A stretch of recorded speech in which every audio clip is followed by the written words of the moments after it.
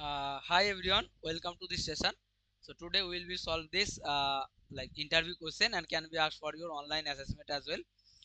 Basically, this is a very good circuit, and this is like this particular problem like depend on a particular theorem. Okay, so we can get the result so easily.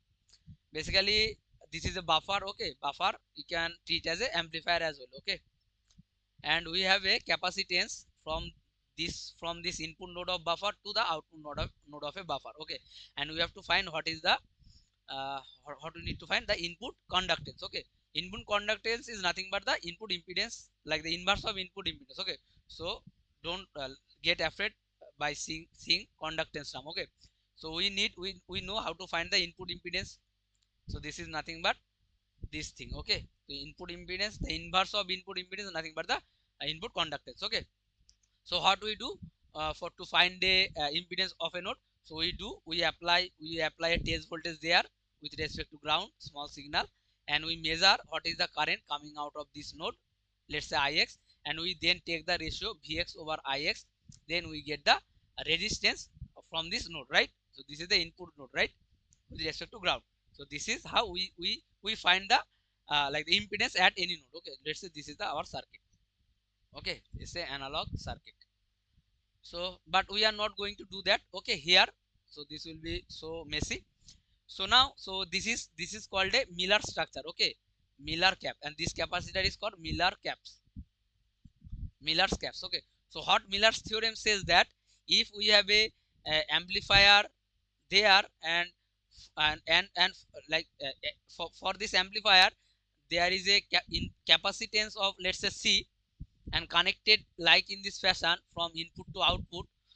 Okay, like a floating capacitor, right? This is a floating capacitor because no node, like these two nodes are not connected, any of these two nodes is not connected to a ground, right? So this is called a floating capacitor. Okay, so floating cap. So if there is a floating cap like this, so we can directly use the Miller's theorem. Okay, so what Miller says that if we have this structure, then it can be splitted by two grounded capacitors like the following. So, okay, so let's say the gain is A. So the floating capacitance will be nothing but, let's say, C on and C out, C in and C out. So this can be treated as like this. So let's say this is the C in and this is the C out. Okay, so here on node is grounded, we can see. Okay, so this is called a floating capacitance, and this is called a like normal like capacitor on terminal is grounded. Okay, with respect to ground. So the what Miller says that then the C in will be nothing but it will get like the input impedance, the impedance, like the capacitance seeing from input node becomes increased, and the output node becomes like almost same or decrease. Okay, so now the expression becomes for a input capacitance, it becomes C times 1 minus A. Okay, and C out becomes C times 1 minus 1 by A. Okay, now if A is very large, okay, A is very large, then we can see that, and okay, A is very large and A is negative. Okay, large and negative. So A is large and negative. Okay, negative means, let's say, A is 100. Okay, A is 100 or 1000, and this is negative, so this will be negative, right? So we can see that it will equivalently the the input capacitance is almost 1000 times larger than the previous Miller cap, right? We can approximately say that, right? Because this is a negative gain, and the output capacitance is almost remains same as it is, like the Miller like the floating cap, right? Because this term is very high, so this 1 minus 1 by A becomes 1 only. Okay, so this becomes C only. So now we will apply this concept here. Okay, so this is a numerical problem. So we have a capacitance there, so we can find the impedance as well. So impedance is nothing but, so Z is nothing but 1 by SC. Okay, 1 by SC means 1 by, let's say, 2 pi FC, right? We can do that, right? So now we will do the same thing here. So here we can see that the gain is minus 2, and the uh, okay, so this frequency is in hertz. Okay, and this frequency is radian per second, right? Radian per second, and this is hertz per like yes. Okay, so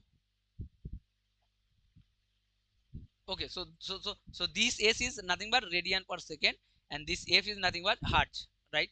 Hertz. Now we will do the same thing here. Okay, sorry. So now put that values. Okay, so now here I can put that. So our input impedance, input capacitance, first find input capacitance. So this will be nothing but one, like c value is what? So c is 1 nanofarad, so 1 nanofarad times 1. So the gain is here is also negative, right? So this will be minus of minus 2, right? So this will be plus, so this will be 3 nanofarad, right? Now if I do 3 nanofarad on by sc, so z will be nothing but 1 by sc. So this will be nothing but 1 by 1 gigarad, right? So this is 1 giga into 1 nano, right? So this got cancelled because this is 10 power 9 and this is 10 power minus 9, right?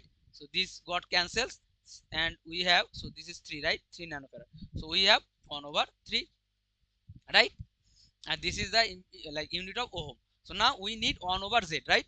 So y in, so let's say this is z in, y in nothing but 1 over z in. So this will be nothing but 3 Siemens. Okay, so this is the final answer. So now let me check the so the option, first option is our correct answer, okay, for this for this particular problem. Okay, so this is how we can like the trick is the Miller's theorem. Okay, so who knows the Miller's theorem, they can solve it by within like 1 minute. Okay, within 1 minute. And don't get afraid about the input conductance. And if like some, if someone get afraid of this, so there is written another thing, so read them like carefully. Okay, so y in nothing but 1 over z in. Okay, so we normally find the input impedance or output impedance from a node, but here the question is slightly different. They want from you the conductance. Okay, so this is the thing. Thank you everyone.